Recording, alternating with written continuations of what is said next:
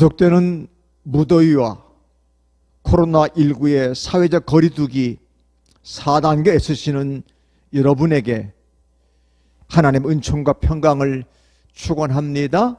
아멘. 아직도 코로나19 확산세가 좀처럼 수그러들지 않는 가운데 새로운 달 8월을 맞이했습니다. 코로나 방역 대책이나 부동산 정책이 대책이 아니라 국민들의 상대로 엄포가 되고 있다고 언론이 보도합니다. 그렇지만 저는 달의 시작인 1일이 주일이면 왠지 기분이 좋습니다. 왜냐하면 그 달을 예배드리면서 시작하기 때문입니다. 구약시대의 매달 첫날을 월삭이라 하여 하나님 제사드리고 시작하는 것과 같은 의미일 것입니다. 8월은 다시 예배의 자리로 라는 테마를 가지고 시작하니까 더 감개무량합니다. 여러분, 비록 가정에 계실지라도 예배가 얼마나 소중한지를 깨달으시고 속히 성전 예배에 복귀할 수 있는 날을 소망하며 기도했으면 좋겠습니다. 오늘의 본문은 이스라엘 백성이 애굽에서 종처럼 약 430년 동안 고생할 때 그 백성들의 부르짖음에 하나님께서 그 백성을 애굽에서 빼어주시는 마지막 과정인 10번째 재앙의 이야기입니다. 성경은 그런 일련의 의식을 유월절이라고 적고 있습니다. 그런데 이 의식 가운데 꼭 필요한 짐승이 등장하는데요, 양과 염소입니다. 그런데 대표되는 짐승은 어린 양입니다. 12장 5절 말씀을 같이 한번 읽어보실까요? 시작. 너희 어린 양은 흠없고 1년 된 수컷으로 하되 양이나 염소 중에서 취하고. 아멘. 양이나 염소 중에 1년 된 수컷으로 흠없는 것을 준비해라. 그러나 3절부터 7절까지 내용은 주로 양을 언급해서 오늘의 짐승은 어린 양, 1년 된 수컷 양이 됩니다.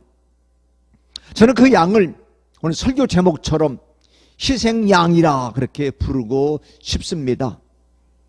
나중에 이스라엘 제사에 등장하는 속죄양하고는 좀 다른 의미입니다.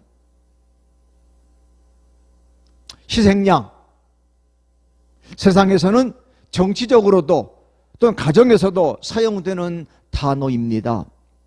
이 희생양의 사전적 정의는 이렇습니다. 집단이나 가족에서 어려움이나 문제의 원인으로 지목되거나 비난받는 사람. 희생양은 인류 사회의 개념만큼 오래되었는데요, 이는 고대로부터 사람이나 동물이 사회의 나머지 구성원들을 위해 제물이 되었음을 말해주는 것입니다. 그런데 현대 와서는 어떤 사건이나 문제의 원인으로 그 책임을 회피하거나 무마시키기 위해서 약자에게 넘겨서 희생시키는 것으로 사용하고 있습니다. 문제를 해결하기 위해 무고한 사람을 희생시키는 것이지요. 그렇게 희생당한 사람들은 얼마나 억울하겠습니까? 그런 예가 부지기수이겠지만 우리의 아픈 이런 역사를 아십니까? 일제감정기에 일어난 일인데요, 1923년 9월 1일 일본 관또 시즈오카 야마나시 지방에서 일어난 대지진으로 엄청난 피해가 발생하자 일본은 계엄령을 선포하면서 사태를 수습하려고 했지만 혼란이 가중되니까 국민의 불만을 다른 데로 돌리기 위해서 조선인과 사회주의자들이 폭동을 일으키게 한다는 소문을 조직적으로 퍼뜨립니다. 이 소문을 듣고 격분한 일본인들은 자경단을 조직해서 관원들과 함께 조선인을 무조건 체포, 구타, 학살했습니다. 이 사건으로 무고한 조선인 약 6천 명이 죽었다고 보고합니다. 역사상 씻을 수 없는 죄악입니다. 애꿎은 조선인을 희생양으로 삼은 것입니다. 이 가슴 아픈 역사를 우린 결코 잊어서는 안 될 것입니다.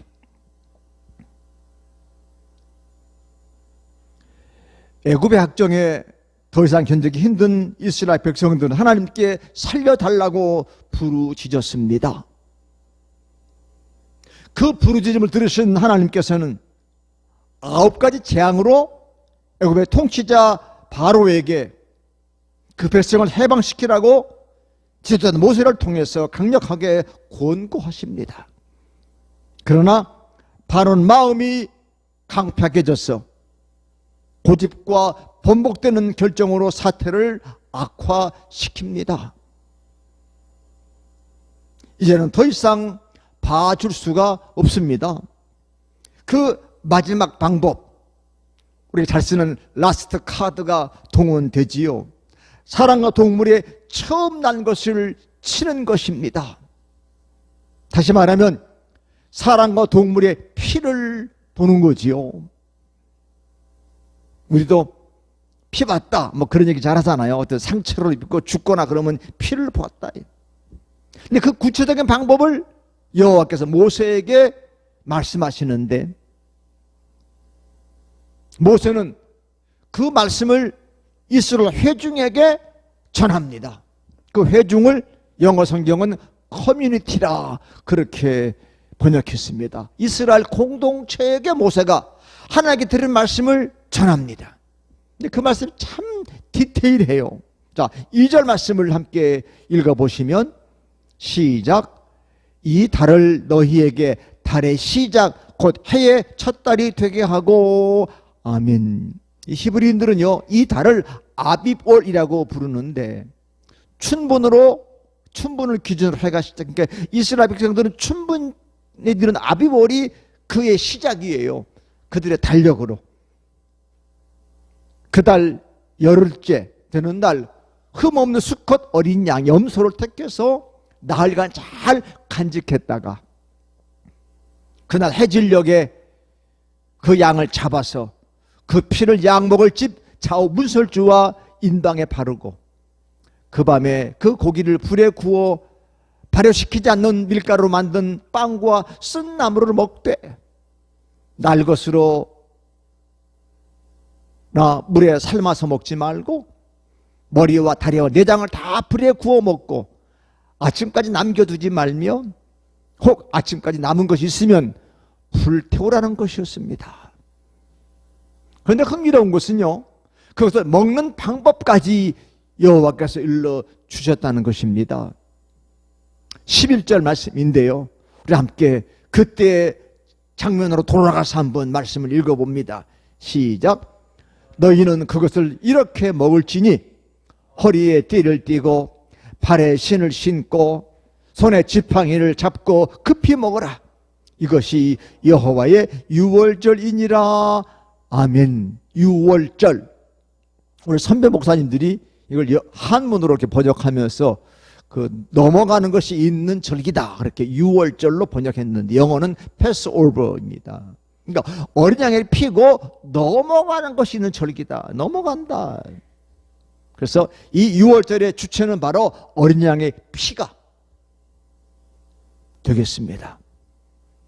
오늘날 많은 그리스도인들은 하나님을 믿으면서도 유독 피라는 말을 좋아하지 않는 것 같아요. 왜? 피는 너무 잔인하다는 거지요. 그 대신 윤리나 도덕을 좋아합니다. 대선 후보들 가운데서도 유독 공정, 도덕, 윤리 얘기 많이 하는데 아직도 거기에는 내로남불이 있는 것 같아요. 세상 사람들은 힐링이라는 말을 참 좋아해. 별것도 아닌데 힐링이 된다는 거예요. 그게 심리적인 요소가 그 속에 가미된 거예요. 마음만 좀 누가 만져주면 그게 힐링이 된다고 그럽니다. 그러나 이스라엘 백성들이 애굽의 종살이 같은 삶에서 벗어나는 길은 마음의 위로나 힐링이 아니고 애굽의 장자나 처음 난 동물들이 죽어야 하는 것입니다. 그들이 죽지 않고서는 완악한 바로의 마음이 도무지 바뀌지 않는다는 것입니다. 그 밤에 이스라엘 백성들은 어린 양의 피를 보아야만 했습니다. 그러기 위해서는 어린 양을 죽여서 그 피를 양목을 집 좌우 문설주와 인방, 그러니까 상인방, 문지방이 아니고 저 문 위에 틀, 상인방의 좌우 문설주에 이렇게 피를 발라야 합니다. 그래야 여호와께서 그 집을 넘어가신다는 겁니다. 그러면 그 집에 관한 이스라엘 백성들이 죽지 않고 사는 것입니다. 오늘의 요절 같은 말씀이 13절인데요. 그 하반절이 말씀 같지 않습니까? 함께 13절을 봉독합니다. 시작. 내가 애굽 땅을 칠 때에 그 피가 너희가 사는 집에 있어서 너희를 위하여 표적이 될지라. 내가 피를 볼 때에 너희를 넘어가리니 재앙이 너희에게 내려 멸하지 아니하리라. 아멘. 너희가 사는 집에 표적이 되리라. 그런데 이 6월절에 필요한 어린 양의 계산이 퍽 인간적이에요. 3절 4절을 보면 이렇습니다. 어린 양을 각 가족대로 그 식구를 위하여 선택하되, 양이 애비의 식구수가 너무 적으면, 그러면 그 집의 이웃과 함께 사람 수를 따라서 하나를 선택해라. 뭐냐면 두네 배밖에 안 살다니 혼자 사는 집인데 양 한 마리 잡으면 너무 많잖아. 그러니까 옆집과 함께 어울려서 한 4, 5명, 6명 정도 되면은 한 마리를 잡아라, 그런 얘기예요. 같이 이웃과 함께 숫자를 맞춰서 먹을 만큼의 어린 양을 잡아라. 중요한 것은 고기가 아니고 어린 양의 피이기 때문입니다. 이 중요한 의식은 나중에 레위기 16장에서 속죄 제물로 발전합니다. 그때는 죄를 대신해서 양이 죽어. 오늘 이 출애굽기의 6월절은 이스라엘 해방을 위해서 애굽에 처음 난 것들이 죽기 위해서 그 넘어가기 위한 필요한, 그러니까 희생 양이라고 제가 말씀드린 것이 그런 이유입니다. 그래서 꼭 기억하고 넘어갈 대목은 바로 이건데 13절 하반절이죠. 내가 피를 볼 때에 너희를 넘어가리니. 할렐루야. 피가 묻어야 돼. 그 피 때문에 넘어가시는 거예요. 그 피가 뭐냐? 어린 양이죠. 어린 양. 어린 양의 피를 보아야 여호와께서 죽음의 사자가 그 집을 넘어간다. 사람이나 집을 보고 넘어가는 것이 아닙니다. 결국 이 사건은 메시아 예수 그리스도를 상징하는 놀라운 예표가 되는 것이죠. 죽음의 그 밤에 여호와의 말씀에 순종하여 어린 양의 피를 문설주와 인방에 바르는 집은 죽음의 사자가 넘어갔다는 사실입니다. 그러면 모세 지시를 들은 이스라엘 공동체들은 어떻게 했을까요? 자, 28절에 그들의 모습이 증거되고 있는데요. 함께 읽습니다. 시작. 이스라엘 자손이 물러가서 그대로 행하되 여호와께서 모세와 아론에게 명령하신 대로 행하니라. 아멘. 신앙은 이것입니다. 그대로 행하는 것입니다. 영어 성경에 did just, 우리 언젠가 just do it 이라는 영어를 많이 들었죠. 하면 된다. 그러니까 말씀에 순종하면 되는 거예요. 그러면 덧붙인 말씀이 27절 말씀인데 함께 그 말씀을 읽습니다. 시작. 이는 여호와의 유월절 제사라. 여호와께서 애굽 사람에게 재앙을 내리실 때에 애굽에 있는 이스라엘 자손의 집을 넘으사 우리의 집을 구원하셨느니라. 아멘. 집이 2번 나오지요. 우리 자손의 집을 넘으셔서 그 집을 구원했다. 집을 구원했다는 거예요. 이 집이 하우스겠습니까? 그 가정이죠. 그 집에 머무는 이스라엘 공동체를 구원하셨다. 누구 때문에? 뭐 때문에? 어린 양의 피 때문입니다. 그러니까 하나님께서 모세에게 14절에 분명한 언약 명령을 하셨는데 다 같이 읽습니다. 시작. 너희는 이 날을 기념하여 여호와 절기를 삼아 영원한 규례로 대대로 지킬지니라. 아멘. 이 날을 기념해도 꼭 기억하고 영원한 규례로 삼아야 돼. 너희 민족이.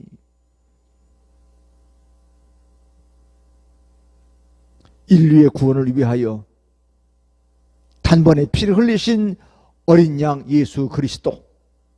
히브리서에는 낱낱이 이 사건이 기록되어 있지요. 십자가에 죽으셨으나 그 죽음을 이기시고 부활하신 그날, 우리 그날을 주일이라 이렇게 이름 부르고 거룩한 날, 거룩한 보혈 십자가 아래 모여서 함께 여호와 하나님께 예배드리고 있는 것입니다. 이건 한국교회가 이 십자가가 있는 거룩한 교회에 모여서 예배드리기가 어려우니까 교회가 위기 속에 있는 거지요. 옛날 6.25 한국 전쟁 때도 예배는 취소되지 않았는데 목숨 걸고 예배 드렸는데 지금은 대국민들 때문에 사실은 국민들에게 빛과 소금인 교회가 되기 위해서 국민들이 여러 가지로 불편해하니까 사실은 우리가 영상으로 예배 드리지만 교회가 방역 철저히 하고 예배 드려도 사실은 무방할 것 같은데 19명 기준은 왜 나오는지 모르겠어요. 19명 10%는 되는데 19명이다 그런 얘기가 1000명 자석도 10%면 100명인데 19명까지만 모여라는 얘기예요. 그 얘기는 어떤 계산이 나오는지 모르겠어요. 형평이 맞지 않지요. 앞에서 간략하게 설명드린 것처럼 고기는 생으로 먹거나 물에 삶아서 먹지 말고 불에 구워 먹되 머리, 다리, 내장도 다 함께 불에 구워서 먹어라. 그러니까 요즘 말로 얘기하면 바비큐로 통째로 구워 먹는 거예요. 생고기를 먹는 것은 이방인들의 종교 습관이었습니다. 이방인들은 생고기를 먹음으로써 자기들에게 특별한 신의 가호가 생긴다 그렇게 믿었기 때문이죠. 여호와께서는 이런 이교적 생경을 가지고 의식에 참가하는 것을 금하신 것입니다. 또한 고기를 삶아 먹으면 안 되는 것은 고기를 삶으려면 토막을 내야 하기 때문에 그렇습니다.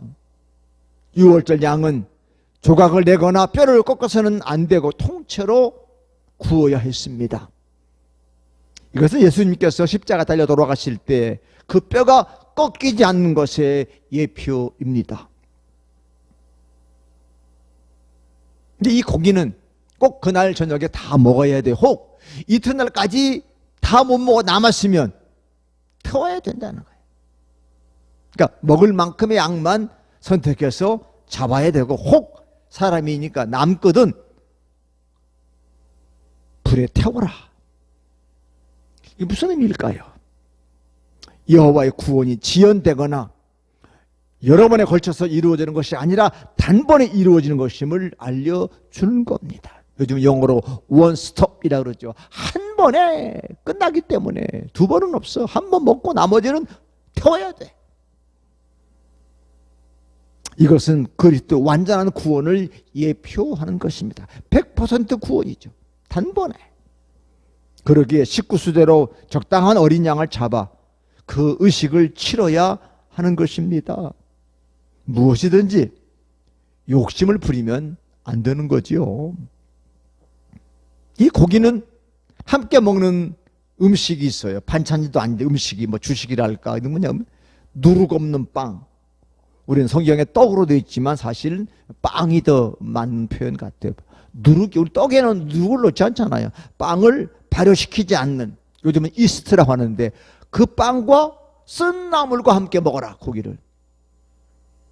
나중에 이 누룩은 거룩함과 분별의 상징으로 발전하여 무교병 누룩 넣지 않는 빵이 됩니다.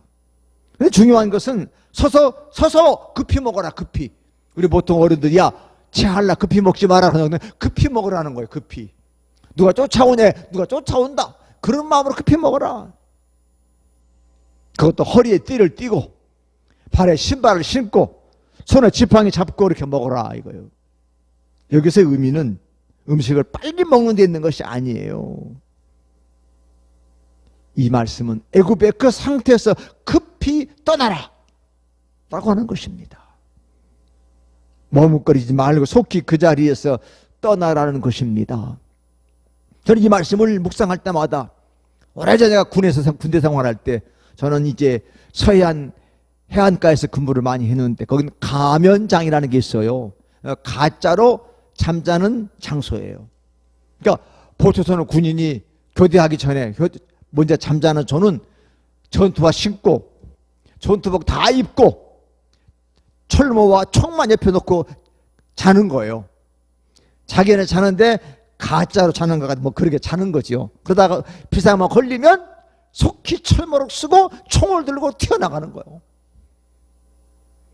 자다가 일어나서 정신도 못 차릴 텐데 철모 쓰고 자기의 그 위치로 정확하게 튀어나갑니다.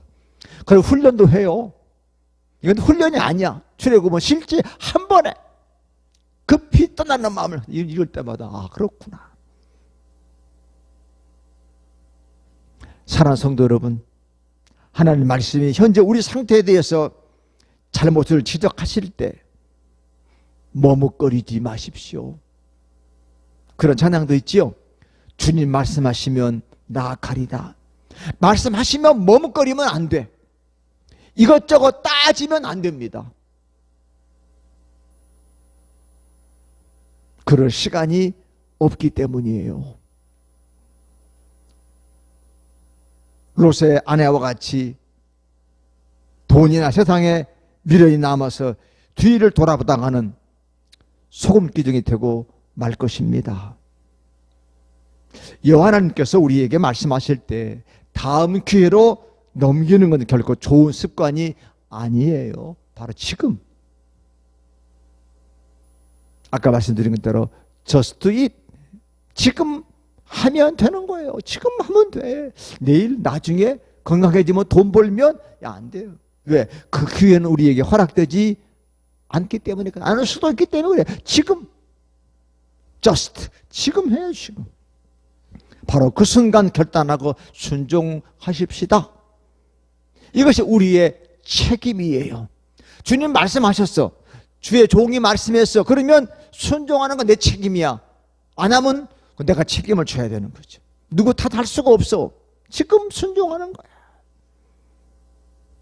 우리가 살고 있는 이 세상은 사탄과 죄의 세력의 지배를 받고 있습니다. 갈수록 그렇게 된 모든 정책들이, 모든 가치관이, 인간 관계가 그렇게 점점 하나님에 반하는 것으로 갈 거예요. 그래서 이 세상은 하나님을 거역하고 하나님을 조롱하는데 완전히 하나로 일치하게 될 겁니다. 세상 사람들은 재앙이 내리고 전쟁이 일어나고 홍수가 나고 지진이 일어나도 깨닫지를 못해요. 그러나 우리는 반드시 깨달아야 합니다. 지금이 마지막 때야. 여호와의 구원이 온 땅에 선포되어야 할 때인 것입니다. 사랑하는 성도 여러분, 이스라엘 백성들이 참혹한 애굽의 삶에서 탈출하는 것은 오직 여호와 하나님의 도우심밖에 방법이 없었습니다.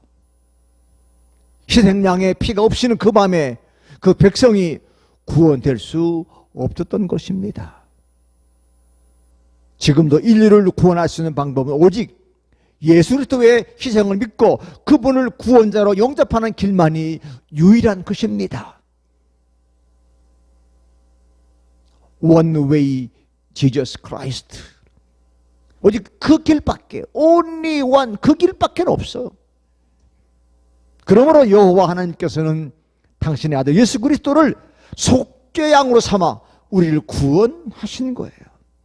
우리 죄를 대신하시고 지시고 단번에 피 흘리심으로 우리를 구원하셨다.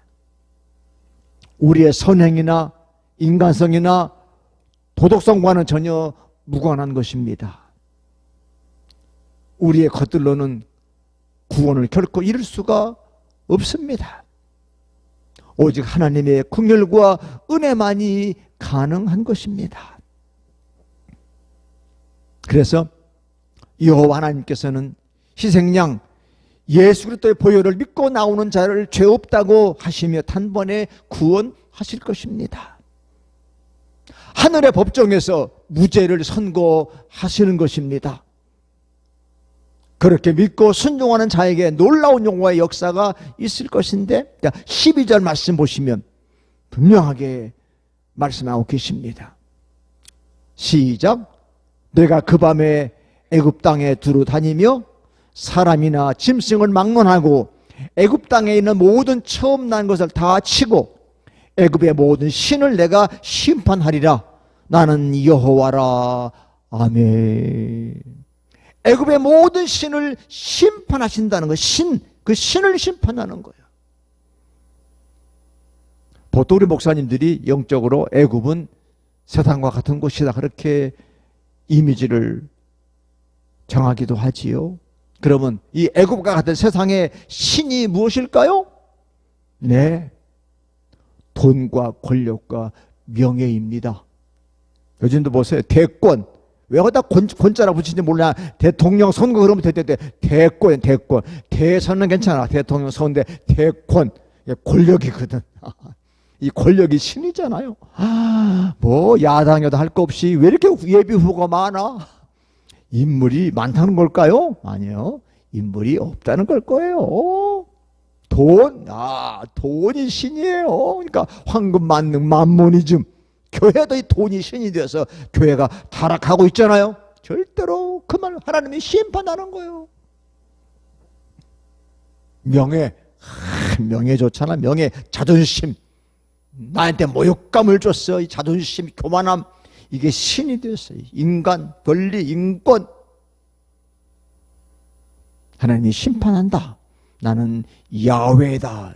나는 여호와다. 그러니까 여호와만 유일하신 하나님 신이야. 그 외에 신이 없는 거예요. 그런데 자꾸 현대인들이 여호와는 제껴두고 돈, 권력, 명예에 신처럼 빠지니까 이 마지막 이런 재앙이 이 지구촌을 지금 어떤 더 큰 무서운 것이 올지 아무도 예측할 수 없어요. 그래서 오늘의 이 귀한 말씀의 가장 중요한 메시지가 뭘까요? 애굽 백성, 애굽에서 했거든요. 하나님의 구원의 역사들을 잊지 말고 기억하며 살아라. 그런 얘기니까 대대로 기념하면서. 왜 기념해? 기념이 뭐예요? 은혜 잊지 말고 그렇게 살아야 돼.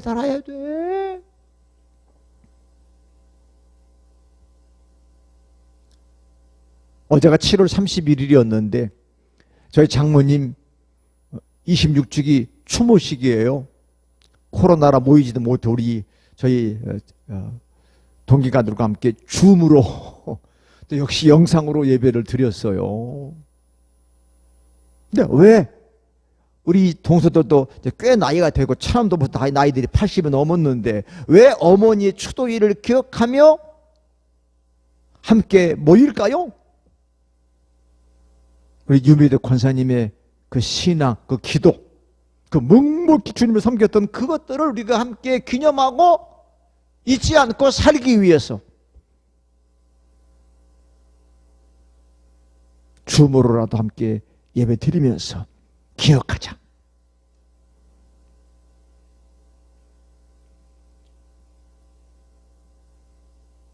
세상에 빠져 살다 보면 너무나도 쉽게 하나님을 잊어버리고 언제 구원의 감격을 경험했던지 잊어버리고 그야말로 세상 사람보다도 세상을 더 사랑하며 살아가기가 쉬워요. 코로나 시국에는 더욱더 그런 것 같아요.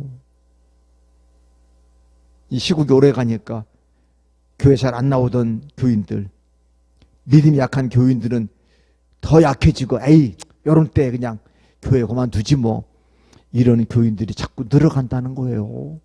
모여도 힘든데 자꾸 안 모이고 힘들고 신방 가기도 어렵고 하니까 그냥 전화만 가지고 얘기하면 그냥 양심상 예 알았어요 목사님 그러는데 행동을 못 쫓아오니까 참 어렵지 않습니까? 그런데 다 구원받은 사람들이고 한때는 하나님 백성이라고 자처했던 사람들인데 그렇게 지금 나락으로 떨어지고 있는 것이 아닌가. 그런 점을 다 아시는 하나님께서는 그 백성들을 고생한 자리에서 빼내요.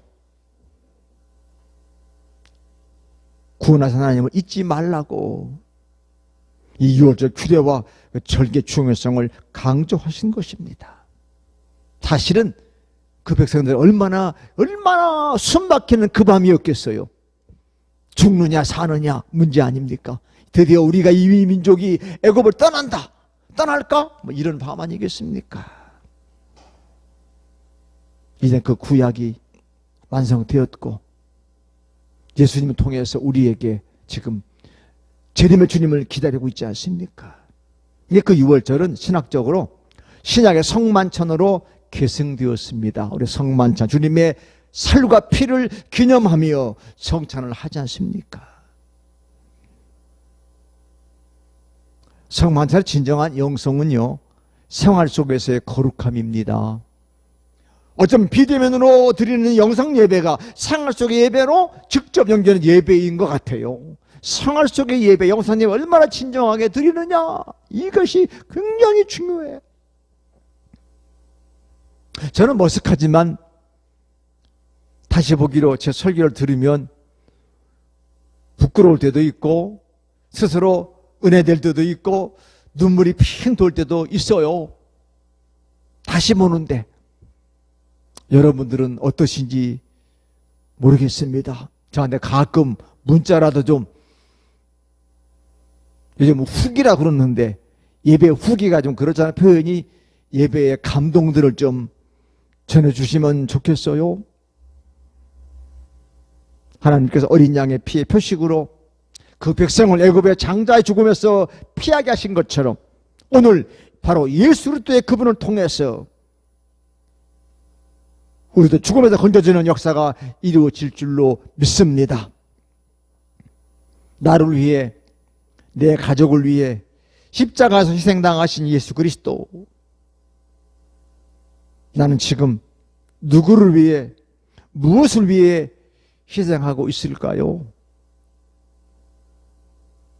8월 셋째 주일이 공교롭게도 우리 민족 해방 기념일입니다. 민족의 해방을 위해서 자기 몸을 초계와 같이 버렸던 우리의 선배들 잊을 수가 없지요. 근데 우리는 내 한 몸, 내 한 믿음 지키기에 급급하니 어쩌면 좋을까요? 꼭 기억해야 할 말씀을 다시 한번 제가 상기시켜드리고 말씀을 맺으려고 합니다. 13절 상반절인데 내가 애굽 땅을 칠 때에 그 피가 너희 사는 집에 있어서, 그 피가 너희 사는 집에 있어서, 너희가 사는 집 가족 단위예요. 우리 가정에 유월절 어린 양의 피가, 예수님의 보혈이 있습니까? 다 있는데 혹 예수님만 없는 거 아닙니까? 다 없어도 예수 그리스도의 보혈이 있으면 구원 받는 것입니다. 그 보혈이 여러분들을 지키실 것입니다. 힘들고 어려우셔도 끝까지 어린 양의 보혈을 의지함으로 담대하게 승리하실 줄로 믿고 나가십시다. 어린 양 예수 그리스도의 이름으로 축원합니다. 아멘.